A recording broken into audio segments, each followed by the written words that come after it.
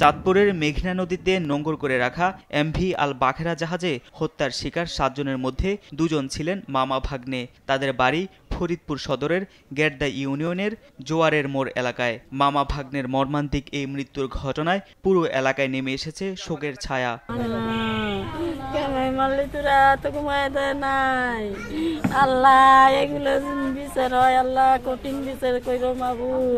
মামা গোলাম কিবরিয়া ছিলেন জাহাজটির মাস্টার। ৪০ বছর ধরে বিভিন্ন জাহাজে চাকুরি করেন তিনি। সর্বশেষ এমভি আল বাখেরা জাহাজে মাস্টার পদে চাকরি করেন। সোমবার ছিল তার চাকুরি জীবনের সর্বশেষ কর্মদিবস। সেই দিনেই ঘাতকদের হাতে প্রাণ হারান তিনি। ভাগিনা সবুজ শেখ ছিলেন জাহাজটির লস্কর পদে কর্মরত। আমার বড় মামা শুনে খুব ভালো একটা মানুষ ছিল। ওনার ৩টা বাচ্চা কি হবে? নেটে দেখছি যে ওর মামারে আর ওর দম করে ওর মামারে গামছা ফেসাইতেছে গলার হাতে। এই দেখছি দেখে তো আমার খারাই নেই চলে গেছি।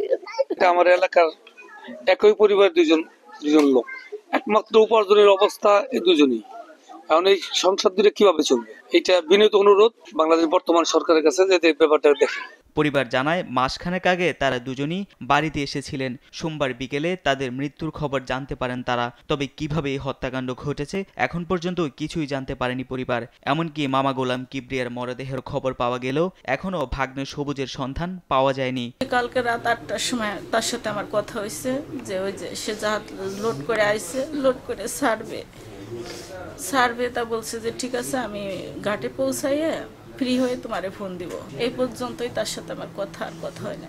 কিন্তু আমার মন এখনো বলে যে সে নাকি জীবিত আছে। আমার মনে হয় সে ফিরে আসবে, আমার কাছে এরকমই মনে হয়। ভালো মন্দ আল্লাহ ভালো জানে। একদিন আগেই গোলাম কিবরিয়া মোবাইল ফোনে বলেছিলেন বাড়ি এসে ধুমধাম করে বিয়ে দিবেন বড় মেয়ের। পরিবারের কাছে এখন সবই স্বপ্ন।